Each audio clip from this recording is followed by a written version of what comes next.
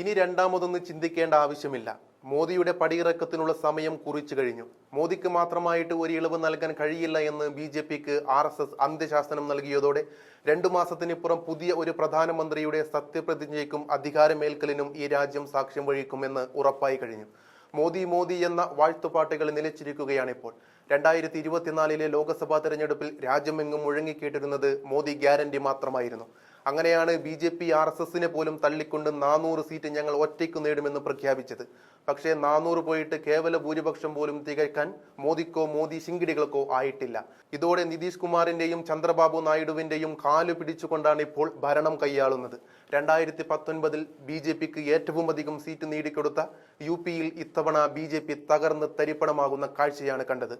അയോധ്യ രാമക്ഷേത്രമടക്കം നിർമ്മിച്ചു നൽകിയെങ്കിലും ആ മണ്ഡലത്തിൽ പോലും BJPക്ക് തോറ്റടിയേണ്ടി വന്നു.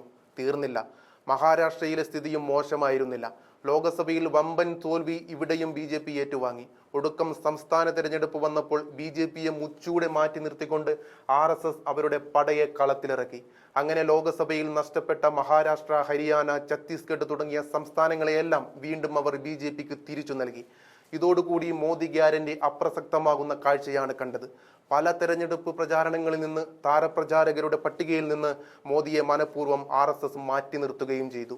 ഇനി കഴിഞ്ഞ ദിവസം RSS മേധാവിയായ മോഹൻ ഭാഗവത് പറഞ്ഞത് 75 വയസ്സ് പൂർത്തിയായാൽ അധികാര കസേരയിൽ കടിച്ചു തൂങ്ങി നിൽക്കാതെ സ്വയം പടിയിറങ്ങി മറ്റുള്ളവർക്ക് വഴിയൊരുക്കി കൊടുക്കണമെന്നാണ്. അങ്ങനെ നോക്കുമ്പോൾ RSS അടുത്ത 2 മുഖങ്ങളിൽ ആർക്കെങ്കിലും നറുക്കു വീഴുമെന്ന കാര്യത്തിൽ ഏകദേശം ധാരണയുമായിട്ടുണ്ട്. അതിലൊന്ന് നിതിൻ ഗഡ്കരിയാണ്.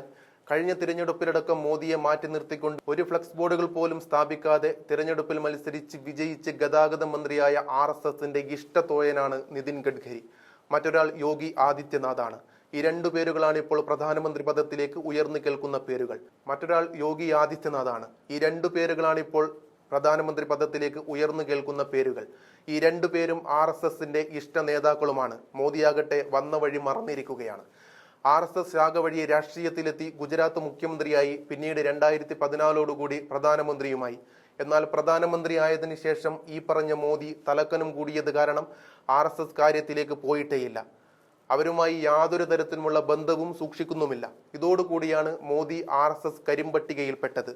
എന്തായാലും LK അദ്വാനി, മുരളി മനോഹർ ജോഷി എന്നീ നേതാക്കളെയൊക്കെ പൊന്നാടയണിയിച്ച് മൂലക്കിരുത്തിയതുപോലെ മോദിയെയും 2 മാസം കൊണ്ട് പ്രധാനമന്ത്രി കസേരയിൽ നിന്ന് RSS താഴെയിറക്കും.